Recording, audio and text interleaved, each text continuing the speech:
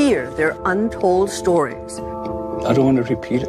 Of children forcibly taken from their homes and abused. I became a shallow breather. When words fall short, the pictures take over. These pictures can explain more things than 1,000 words can. Steve Keewatin, the author of Rock Bottom, demonstrates this in a perfect way by creating a graphic novel using only pictures. This graphic novel starts off with an arrogant man who looks down on homeless people, until he encounters a particularly drunk homeless man. As the two men's eyes meet, the arrogant man was suddenly shown the harsh reality of the homeless man's life. This life was one filled with abuse, addiction, the trauma of residential schools, divorce, and job loss. Witnessing these struggles, the man realizes the deepness of his hardship the homeless man had to face and decides to lend a helping hand. Furthermore, Tilted Ground tells the story of Billy Osu, a young indigenous man who is picked out by an elder to become the next chief. Along the way, he learns the traditions and ceremony of his people. Then, all of a sudden, the story cuts to Dr. Israel Wood Powell, the superintendent of Indian Affairs at that time, jealous of how indigenous communities can be happy in their poverty.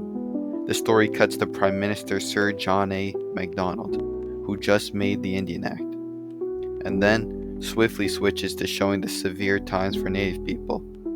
The last scene shows Billy Osu in the future, keeping his heritage alive while teaching the next generation, hoping for change.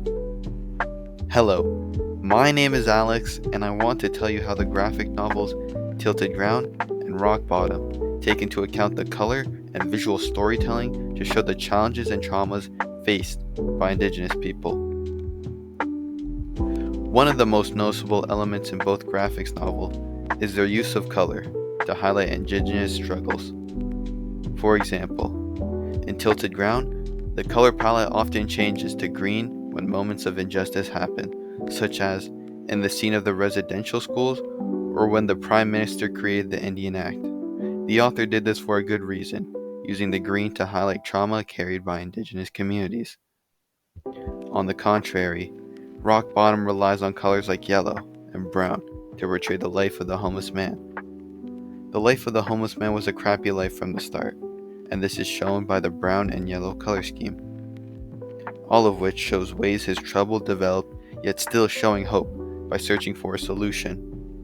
Through these color choices, Rock Bottom creates a perfect example of Indigenous struggles.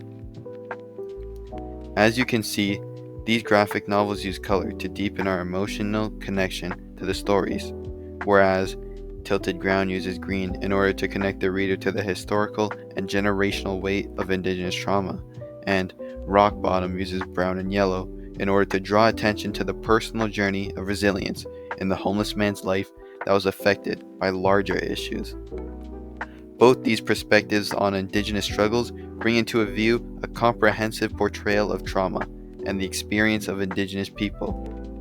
It brings the reader in, through the use of such colors, to reflect upon both the past and the present challenges of Indigenous people. Alongside the use of colors, when the art style and panel layout in both Tilted Ground and Rock Bottom enhances the story in distinct ways and points out Indigenous struggles. The panel layout in Tilted Ground is dynamic, with inset panels and splash pages.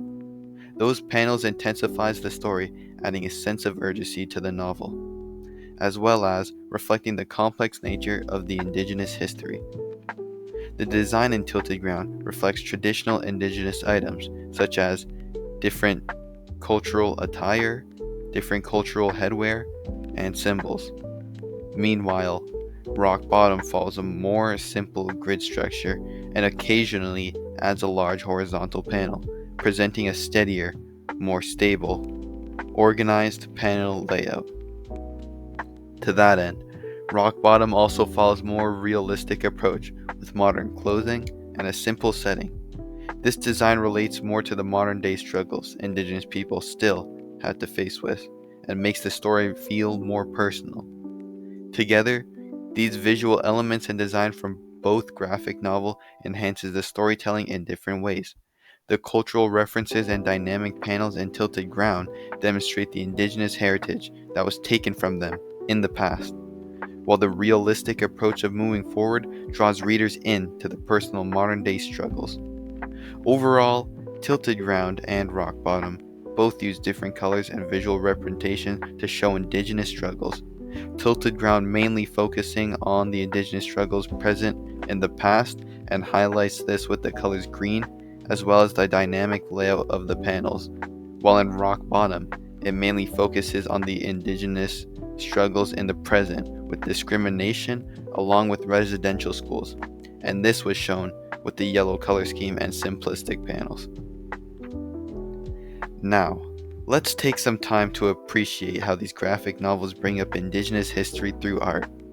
Next time you read, you should pay more attention to the small, subtle details that the author uses in their work, because it might just bring a deeper meaning to the story and might just change the way you interpret it. While creating my video essay, I think I learned a lot about the colors, the panel layouts, the designs, and how they are not just visuals and contribute way more to the story.